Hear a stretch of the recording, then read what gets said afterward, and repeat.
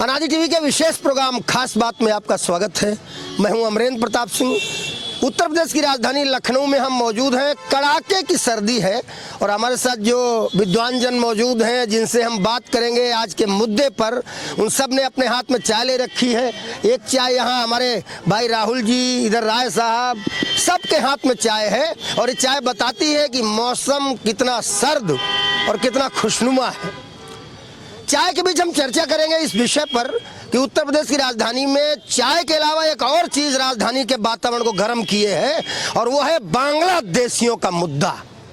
ये मुद्दा शुरू होता है, कर्मचारी नगर निगम के एक जगह पर जाते हैं, उन्हें कुछ कार्रवाई करनी होती है। अचानक कुछ लोग उनके ऊपर हमलावर हो जाते हैं और फिर वो सारे कर्मचारी अपनी महापौर यानी मेयर सुषमा खरकवाल को शिकायत करते हैं और फिर मेयर साहिबा जिलाधिकारी को सूचित करती हैं। जिलाधिकारी को सूचित करके वहां पहुंचती हैं मौके पर, वहां पर जाकर बड़ी कार्रवाई और कड़ी कार्रवाई शुरू हो जाती है उन लोगों के खिलाफ जिनके बारे में कहा जाता है कि वो अवैध रूप से उत्तर प्रदेश की राजधानी लखनऊ में निवास करते हैं। मेयर साहिबा अपने बयान में कहती हैं कि लगभग 3 दशक से धीरे धीरे करके इन लोगों ने राजधानी लखनऊ में डेरा जमाया है।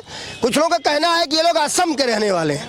मेयर साहिबा कहती है अगर ये असम के रहने वाले हैं तो यहाँ इन्हें काम करने का पूरा मौका मिलेगा, हम पूरी मदद करेंगे, लेकिन अगर अवैध रूप से यहाँ रह रहे हैं तो इन पर कड़ी और बड़ी कार्रवाई होगी और इनको यहीं से नहीं पूरे देश से बाहर निकाला जाएगा।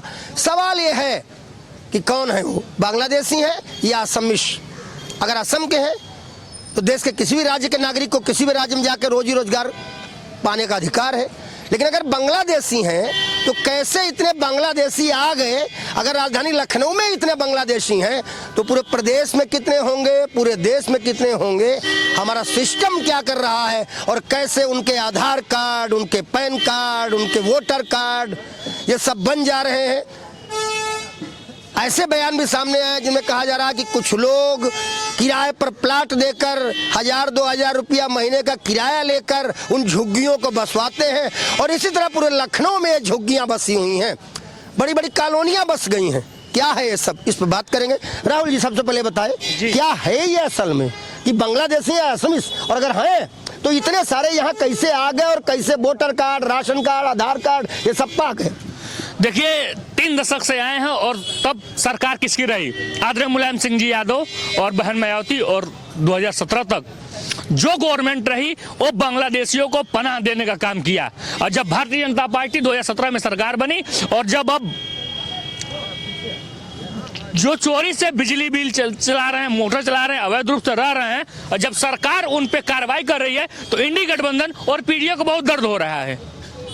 इंडी गठबंधन और पीडीए को बहुत दर्द आजकल बहुत बातों पे हो रहा है। कभी अंबेडकर नाम का दर्द हो रहा है, अब बांग्लादेशियों पर दर्द हो रहा है। भाई ये भारतीय जनता पार्टी की सरकार है, इसमें सब चीज संभव है। बांग्लादेशियों को ये लोग ले आए, बसाए के बाद भारतीय जनता पार्टी वाले कह रहे हैं बांग्लादेशी है, लेकिन अभी तक उनका कोई साक्ष्य नहीं दे पाए कि बांग्लादेश का उनका एक आधार कार्ड मिला हो, एक मार्कशीट मिली हो, एक निवास प्रमाण पत्र मिला हो जो कि सार्वजनिक किया गया हो। नहीं, जांच चल रही है। आपकी नजर में क्या है, बांग्लादेशी हैं, असमीस हैं या फिर यहीं लखनऊ के निवासी हैं? और अगर सब कुछ है तो फिर बवाल अचानक इतना बड़ा उठ कैसे गया? नहीं, हमें तो संदेह हो रहा है कि हमारे देश के इतने सशक्त गृह मंत्री हैं और ये लोग बांग्लादेश से जब आने लगे तो इनको रास्ते में चेकिंग नहीं किया गया, रोका नहीं गया। एक सीमा हैदर जो है पाकिस्तान से दौड़ी हुई चली आई और उसको प्रधानमंत्री जी और हमारी सरकार जो है नागरिकता देने का ऐलान कर रही है कि हम इसको नागरिक बनाएंगे, इतना दिन तक रहेंगे। तो भारतीय जनता पार्टी वाले बांग्लादेश को भी बसा सकते हैं, पाकिस्तानियों को भी बसा सकते हैं और तो और चाइना वालों को भी ला करके अंदर घुसा रहे हैं हमारे देश में, जो कि रक्षा मंत्री जी ने लोकसभा में कहा कि जो है चाइना हमारे अंदर इतना आ चुका है, कब्जा कर लिया है। तो भारतीय जनता पार्टी में सब चीज संभव हो सकता है, लेकिन तुम्हारी नजर में बांग्लादेशी हैं?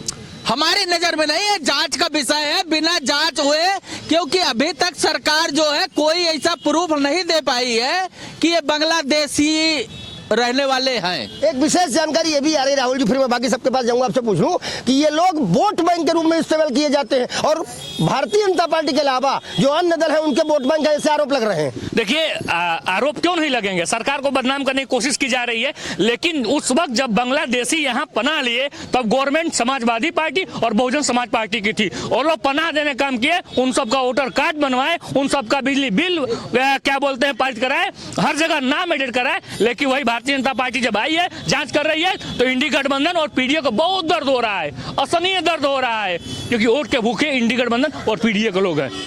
क्या रहा है साहब, ये सारा झमेला, ये सारा बखेड़ा, ये सारा ड्रामा नाटक बाहर के लोग लाके यहाँ बसाना वोट बैंक की राजनीति है, इसके पीछे कुछ और? आपको क्या लगता है? हटा लीजिए आप। देखिए साहब, ये घाव है, कातिल बता रहा है। ये घाव है, कातिल बता रहा है। बांग्लादेशी का प्रमाण पत्र अब तक ये नगर निगम ने जारी नहीं किया।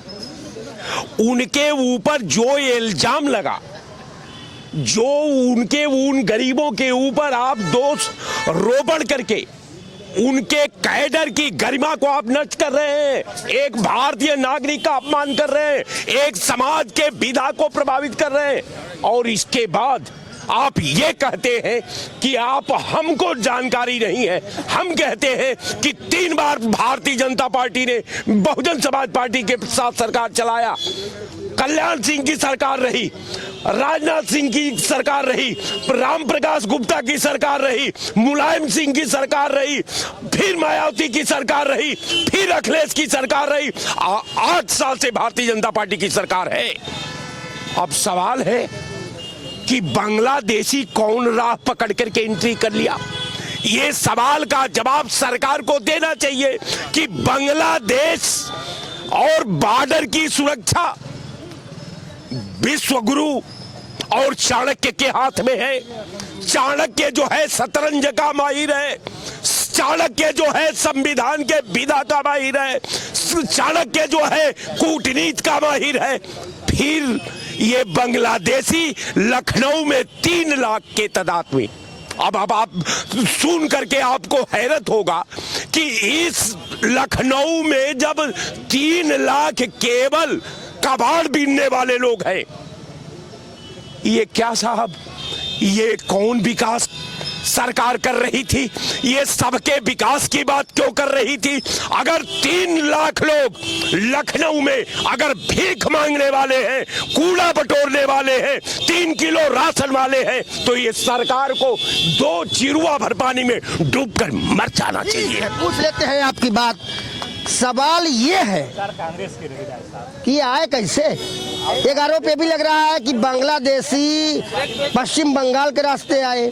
आरोप ये भी लोग लगा रहे हैं कि पश्चिम बंगाल में जो पिछले लंबे समय से सरकार है वो इनको फिल्टर होने देती है, फिल्टर होकर यहाँ आने का इनको मौका देती है। तो ऐसे में ये सवाल उठता है कि अगर ये बांग्लादेशी हैं, अगर ये असमिस है, तब तो एक अलग बात है। भाई असम भी हमारे देश का एक राज्य है, हर राज्य के लोगों को दूसरे राज्य में जाके काम करने का मौका है। लेकिन अगर ये बांग्लादेशी हैं और पश्चिम बंगाल के रास्ते अंदर प्रवेश हुए हैं, तो फिर जिम्मेदार कौन? नहीं, अपने यूपी से क्या दुबई में लोग नहीं गए हैं, या अमेरिका में लोग नहीं गए हैं कमाने और खाने? हाँ, रह गया ये कि जो अभी 10 साल में जो ग्रोथ निकल करके आ रहा भारतीय जनता पार्टी का, भारतीय जनता पार्टी जान रही है कि हमको वोट नहीं मिल रहा है जनता का, तब उसी जनता में वो बंटवारा करना चाहते हैं कि बांग्लादेशी है, पाकिस्तानी है या हिंदुस्तानी। अरे वोट तो भाजपा को ही मिल रहा है, सरकार प्रदेश में भी उनकी यार, देश में भी उनकी। जो इनको वोट न दे, जो इनको वोट न दे, उसको हम मान लेंगे कि बांग्लादेशी है। जो भारतीय जनता पार्टी को वोट न दे, उसको हम बांग्लादेशी मान लेंगे? ये कहाँ का नियम हो गया? उसके खिलाफ जांच करके पहले हम प्रमाण निकालेंगे कि ये बांग्लादेशी हैं, कि चाइना के आए हुए लोग हैं, कि पाकिस्तान के लोग हैं, ये चीज पे एक जांच करने एक जांच होनी चाहिए। अरे भाई जांच की बात तो मेयर साहिबा भी कर रही, मेयर साहिबा जांच की बात तो कर रही, तो ये जांच होनी चाहिए, तो जांच हो जाए, पता लगे कौन है। बिल्कुल जांच होनी चाहिए। और जब भी अब हमारे कांग्रेस के वरिष्ठ प्रवक्ता जी बोल के गए हैं कि चाणक्य क्या कर रहा था, चाणक्य सरकार 8 साल की है और 3 आपने बोला कि 3 दशक से आके वहाँ बांग्लादेशी घुसपैठी आके बैठे हुए हैं, इनको दर्द हो रहा है वोट के लिए सिर्फ। अभी आपने देखा लोकसभा 2024 के चुनाव में बाबा साहब का नाम लेकर बाबा साहब का प्रतिमा और बाबा साहब द्वारा लिखी हुई संविधान को हर मंचों पे उड़ा कर बाबा साहब वोट लेने का काम इंडी गठबंधन और पीडीए ने किया। बस इनको इसी बात का दर्द है कि ये जांच ना हो। बहुत दर्द है। एक बात बताओ, एक और बात सामने आ रही है कि कूड़ा बीनने के काम में ये लोग लगे हुए हैं। तो ये कूड़ा बीनने का काम आपको क्या लगता है कि नगर निगम लखनऊ ने एक योजना निकाली कि घर घर से कूड़ा कलेक्ट किया जाएगा, कूड़ा कलेक्ट करके एक जगह पहुंचाया जाएगा, वहां कूड़े का निस्तारण होगा। आम नागरिक या आम जनता के लोग या शहर का आम वासी रोजी रोजगार के लिए कूड़े वाले काम में नहीं लगा, तो ये लोग आ गए, इन्होंने कहा जो मिल रहा वही कर लो। क्या ये कारण है क्या? नहीं, निश्चित रूप से ये एक राजनीति की चिंतन का विषय है देश की, कि जिस तरीके से बांग्लादेश में हिंदुओं के साथ अत्याचार हो रहा, शरणार्थियों के साथ, और ये भारतवर्ष में इतनी बड़ी मात्रा में किस तरीके से आके बिना वीजा के भारत की डेमोक्रेसी को चेंज करने के लिए, और जो यहाँ पर उस कालखंड में राजनीतिक दल थे उन्होंने अपने वोट बैंक के लिए बांग्लादेशी लोगों का यहाँ पर उनका आधार बनवा दिया, उनका पहचान पत्र बनवा दिया, क्योंकि वो सिर्फ वोट की राजनीति, मुस्लिम तुष्टीकरण के राजनीति करते थे। इसी कारण भारतवर्ष की डेमोक्रेसी को चेंज करने के लिए कुछ कट्टरपंथी लोग जो भारत को शरीयत के हिसाब से चलाना चाहते हैं, वो लोग बांग्लादेश के लोगों को यहाँ पर बसाना चाहते हैं, उनकी जनसंख्या बढ़ाना चाहते हैं कि उनका वोट बैंक बढ़े तो हम करें। लेकिन अब जब से माननीय योगी जी ने कहा है एक रहेंगे तो सेफ रहेंगे, बटेंगे तो कटेंगे, अब ये नहीं चलेगा। और लखनऊ की मेयर ने एक बहुत बड़ा डिसीजन लिया है कि यहाँ पर देखा जाए कितने बांग्लादेशी हैं, उनकी पहचान की जाए, वो क्या हैं, उनका आधार चेक किया जाए। अगर वो लोग दोषी हैं तो उनको निश्चित रूप से बांग्लादेश भेजना चाहिए। जिस तरीके से बांग्लादेश भारत के खिलाफ षड्यंत्र रचा करते हैं, उनको उस तरह के जो देशद्रोही तब के लोग इस देश में हैं उनको उठा कर भेजा जाए। ठीक है, आपको क्या समझ में आता है कि असमीस हैं या बांग्लादेशी हैं, असमीस हैं या बांग्लादेशी हैं, और आपको क्या लगता है कि समस्या पैदा कैसे हुई, इसका निराकरण क्या हो सकता है? पहले तो मैं ये कहना चाहता हूँ इस मुद्दे पर कि भारतीय जनता पार्टी जो बोल रही है कि 3 लाख बांग्लादेशी अवैध आ गए हैं, ये आए कहाँ से हैं? अगर ये आए हैं तो इनकी सेंट्रल फोर्सेस क्या कर रही है बॉर्डर पे? इसका मतलब कि देश सुरक्षित हाथों में नहीं है। साहब कहते हैं कि 38 पार्टियों का रेला है, फिर भी कहते हैं कि नरेंद्र मोदी अकेला है, तो देश के अंदर क्या कर रहे हैं भाई साहब? आपकी सेंट्रल फोर्सेस क्या कर रही है? ठीक है, सवाल आपका पहुंच गया। अब ये बता दीजिए आपकी नजर में ये समस्या यहाँ है, असल में है क्या? मैं बताता हूँ। यही नरेंद्र मोदी की सरकार, इन्होंने बोला था 2014 में सारे कश्मीरी पंडित को बसाएंगे। एक कश्मीरी पंडित को नहीं बनाया, ना बसाया इनको ने। भारत में कितने डिटेंशन सेंटर कितने वर्क कर रहे हैं? आपने एक भी बनाया तो बताइए, आपने किसी एक को निकाल करके बाहर भेजा तो बताइए। आप ना शरणार्थियों को बसाया आपने, ना कश्मीरी पंडितों को आपने बसाया। बात करते हैं 3 लाख अवैध जो बांग्लादेशी मुसलमान आए हैं। तो साहब आप ये आपकी नजर में बांग्लादेशी हैं? मेरे नजर से क्या होता है भाई? हमारे नजर से सरकार थोड़ा चल रही है भाई। जब जहाँ अभी तक तो मसला सामने आया, उन्होंने कहा कि अगर ये असमीस है तब तो हर राज्य के नागरिक को दूसरे राज्य में काम करने का मौका है, लेकिन अगर बांग्लादेशी, अभी जांच का विषय, अभी हम क्लियर नहीं कर सकते बांग्लादेशी है, लेकिन आपको क्या लग रहा है, आप भी शहर में रहते हो, आप भी घूमते फिरते हो, कि ये बांग्लादेशी है या असमीस है?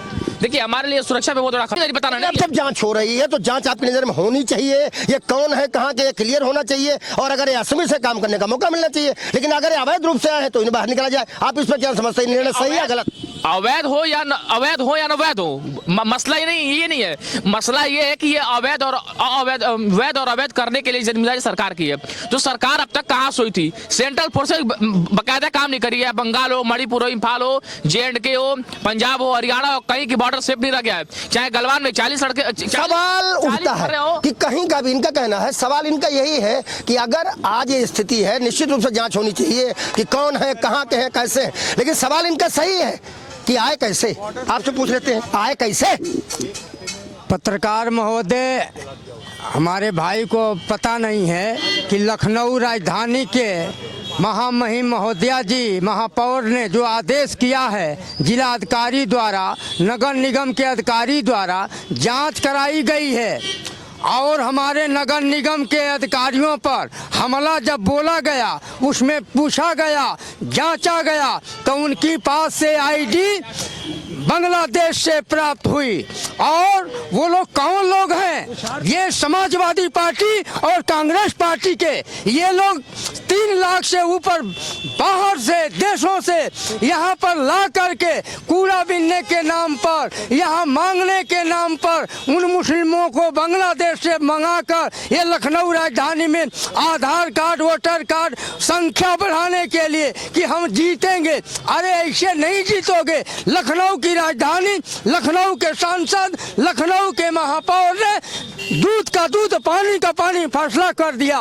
उसमें सभी बांग्लादेशी यहाँ से भगा दिए जाएंगे और जो यहाँ हमारे भारत का निवासी है, Aadhaar card, voter card, PAN card यदि लखनऊ राजधानी का है, यहाँ का निवासी है, तो उसको रहने का अधिकार है।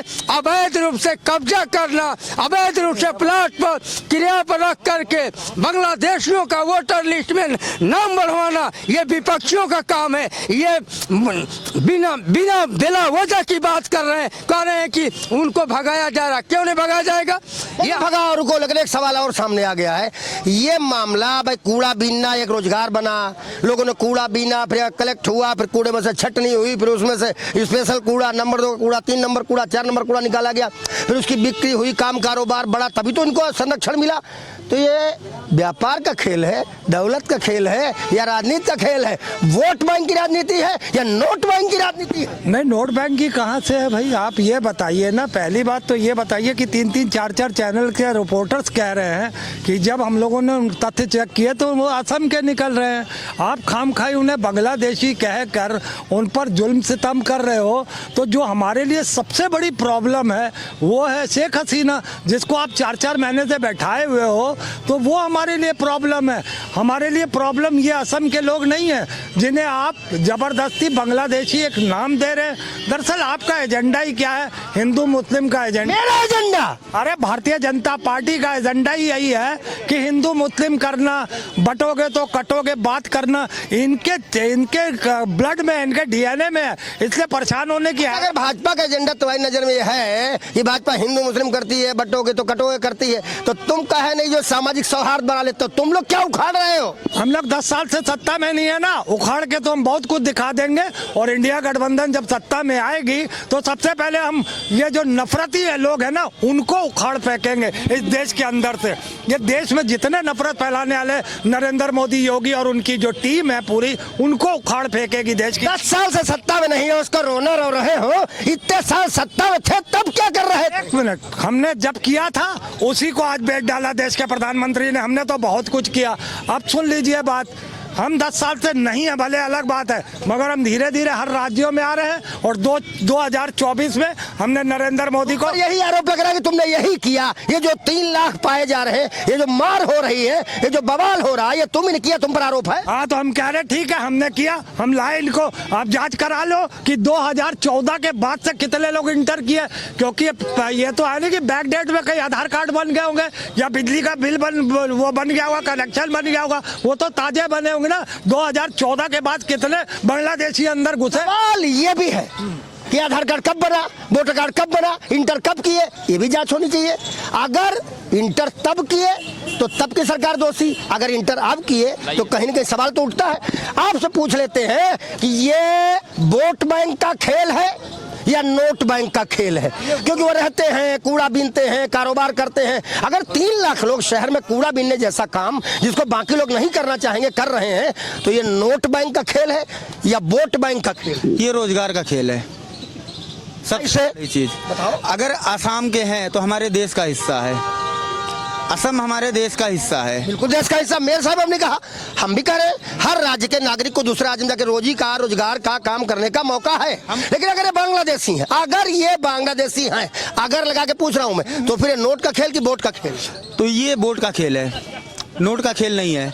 देखिए सबसे बड़ी चीज़ क्या है कि 10 साल से सरकार एनडीए की है और इन्होंने रोका क्यों नहीं, इनकी बॉर्डर सुरक्षा क्या कर रही है। सबसे बड़ा सवाल बॉर्डर सुरक्षा पे आता है कि इन्होंने डिफेंस को इतना कमज़ोर कर दिया है प्राइवेटेशन कर करके कि आदमी अग्निवीर जैसी योजना की तरफ भाग रहा है और उसको नौकरी तक नहीं मिल रही है।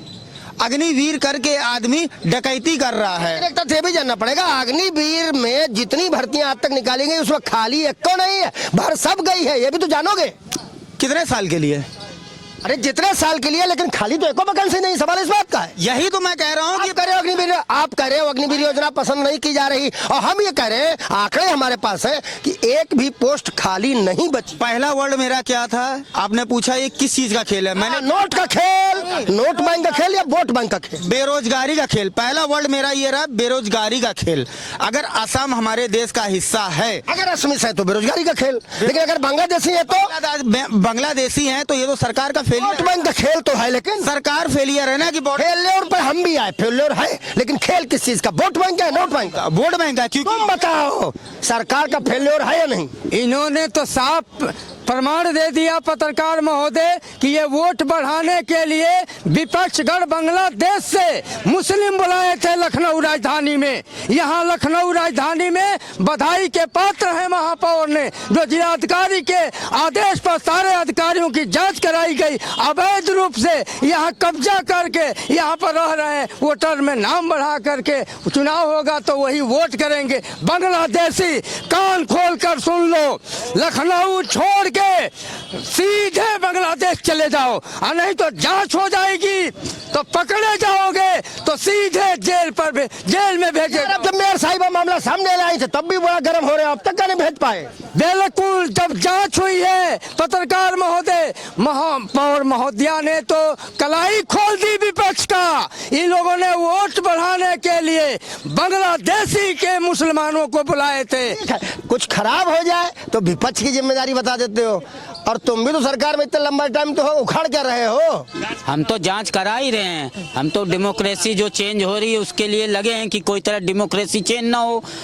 जो वोट की राजनीति करते हैं उनके लिए सबक है। अगर बांग्लादेशी अगर यहाँ रहेंगे या तो अपने देश सीधे से चले जाएं या तो जेल जाएंगे, ऐसा नहीं चलेगा। जो कट्टरपंथी लोग चाहते हैं कि इस देश को बर्बाद किया जाए, इस देश को तोड़ा जाए और शहरियत के हिसाब से देश को चलाया जाए, वो अब नहीं चलेगा। मोदी योगी के नेतृत्व में अब ये सरकार जो भारत माता की जय बोलेगा, जो भारत माता की जय बोलेगा, भारतीय संस्कृति के हिसाब से ही ये देश चलेगा, ना कि ये तुष्टीकरण के हिसाब से कतई नहीं चलेगा। डेमोग्राफी की बात अपनी जगह हमें भी समझ में आती है पढ़ाई लिखाई करने के बाद में कि किसी भी देश के डेमोग्राफी को चेंज करने के लिए कुछ चीज़ ऐसी की जा सकती है, लेकिन इतने सारे लोग अगर वाकई पैदा कहीं और हुए, पले बढ़े कहीं और, आज आके इस शहर में कूड़े बीनने जैसे काम में लगे हुए हैं, तो ये केवल वोट बैंक का खेल कैसे है? कहीं न कहीं नोट बैंक का भी खेल है। नहीं, बात तो आपने सही कहा कि नोट, तब से आप पूछ रहे थे नोट का खेल या वोट का खेल।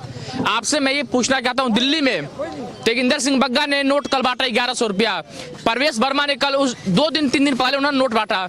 तो क्या चुनाव आयोग को शायद उसको बोलते हैं चुनाव आयोग? तो एक सवाल पूछ लेते हैं, एक सवाल हम पूछ लेते हैं। नहीं, देश का सबसे बड़ा राज्य उत्तर प्रदेश है, 25 करोड़ लोग रहते हैं, दिल्ली एक शहरुल्ली है। तुम यूपी पर बोल नहीं पा रहे हो, दिल्ली का जा रहे हो। जी, बात तो बहुत सही है, आपने कहा यूपी की बात करो ना। नहीं, मैं बात तो करूंगा ना। अरे हम दुनिया का 5वां सबसे बड़ा देश होते, अगर देश होते तो यूपी पर बात करो। बात तो करेंगे, ऐसे दिल्ली पर बात नहीं करनी, हम यूपी बात करेंगे। हाँ, बात तो यूपी करेंगे। चुनाव आयोग को एक्शन क्यों नहीं लिया आपने? वोट और बोल रहे हैं आपने वोट का खेल है और नोट का खेल है, तो चुनाव आयोग ने एक्शन क्यों नहीं लिया जब वो पैसा खुलेआम बांट रहे? पहली बात। दूसरी बात, अगर बांग्लादेश में आकर शरणार्थी भारत में उत्तर प्रदेश हो रहा है तो आपने डिटेंशन सेंटर क्यों नहीं बनवाया आपने? शरणार्थी मेरी बात सुनिए, शरणार्थी एक अलग वर्ड है। शरणार्थी वो हैं जो ऑफिशियली देश में आते हैं, यहाँ शरण मांगते हैं, उन्हें नंबर 1 में शरण दी जाती है, शरण का कागज दिया जाता है, वो कहीं भी जरूरत पड़े शरण का कागज दिखा सकते हैं कि हम शरणार्थी हैं। लेकिन यार जबरदस्ती शरणार्थी कैसे बन जाएगा कोई?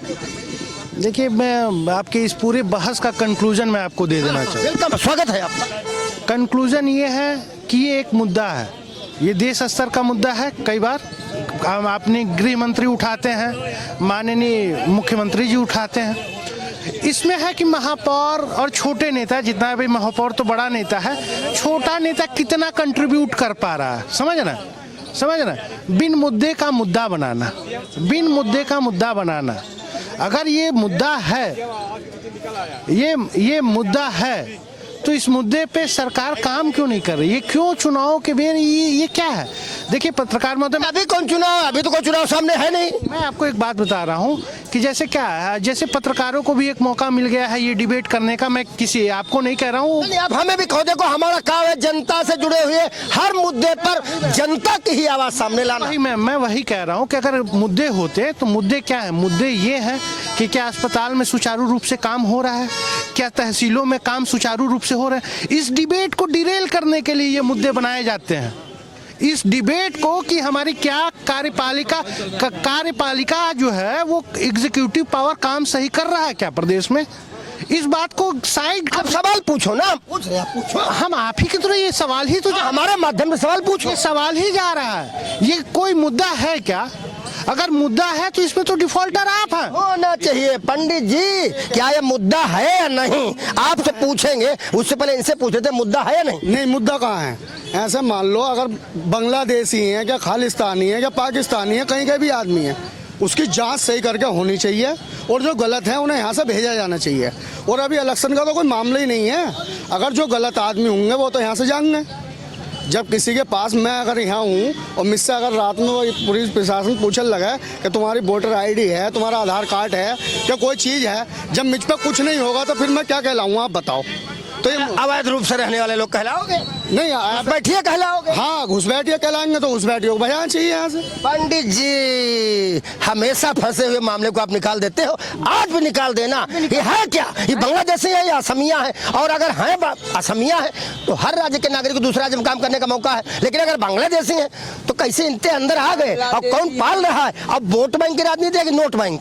बांग्लादेशी हैं, असम के नहीं हैं, और इनके पास जो कूड़ा बीनने वाली वो नगर निगम से युक्त नहीं है, उससे कोई मतलब नहीं। कूड़ा बीनने वाली लड़कियों के पास महंगे आईफोन है सबके पास, और खतरनाक खेल है। और नोट, इनकी नोट में ये न समझो कूड़ा ये बीनते हैं, ये हजारों नहीं 10,000 रोज कमाते हैं, और देश और विदेश से इनकी फंडिंग मौजूद हैं, और सब कुछ सो रहा है। इसका मतलब मेयर साहिबा जो कर रही हो रही, सही कर रही हो रही, मेयर साहिबा कर रही है और कड़ी हो जाए। और ये बम विस्फोट करने में भी मैं भी विकास टीम में बैठा था, और लड़की 25 साल की और फोन रख रही थी कूड़े में, और तीसरी मंजिल से देख रहा था, एक मंजिल पर लड़का एक देख रहा था पंडित जी निकलना है, और जब मुझको ऊपर देख लिया झट से भरी और फिर के भाग गई। 10 मिनट में वो पूरा आधे एक आपकी नजर में होना क्या चाहिए? होना चाहिए इनको एक एक जांच करके नहीं सबको बाहर करना चाहिए देश से, नहीं देश से और विदेशों से सारे तार जुड़े इनके हुए हैं, और खतरनाक खेल खेले। वो जानते हैं कि पंडित जी सब कुछ जानते हैं, भीख मांगने वाली भी सब जानते हैं, पंडित जी सब कुछ जानते हैं। पंडित जी हैं तो सब कुछ जानवे करेंगे। अब पंडित जी कितना जानते हैं और पंडित जी की बात जो है उसमें सच कितना है और पंडित जी की बात कितनी सही साबित होगी, ये देखना सरकार का काम है। सरकार आगे बढ़े और पूरे तरीके से तथ्य का जांच कराए। अगर उत्तर प्रदेश की राजधानी लखनऊ में ये है तो देश में 29 राज्य हैं, केंद्र शासित प्रदेश भी हैं, वहाँ के भी बड़े शहरों में न जाने कितने अगर अवैध हैं तो अवैध रह रहे होंगे, और अगर वैध हैं तो ये स्थितियाँ क्यों हैं? एक राज्य के नागरिक दूसरे राज्य में जाकर अपनी ही पहचान नहीं बता पाते। सही क्या और गलत क्या आने वाले समय में सामने आएगा, और देश की जनता ही तय करेगी कि वास्तव में इन्हें यहाँ रहना चाहिए या जाना चाहिए। ये रहने लायक है, शरणार्थी हैं या अवैध रूप से रहने वाले घुसपैठिए हैं। बहुत जल्द इस विश्लेषण की अगली कड़ी हम आपके सामने लाएंगे। तब तक के लिए वीडियो जर्नलिस्ट जितेंद्र कुमार के साथ अमरेंद्र प्रताप सिंह का नमस्कार। अगर आप इस वीडियो को YouTube पर देख रहे हैं तो चैनल को सब्सक्राइब करें और बेल आइकन दबाना ना भूलें। अगर Facebook पर देख रहे हैं तो चैनल को लाइक करें।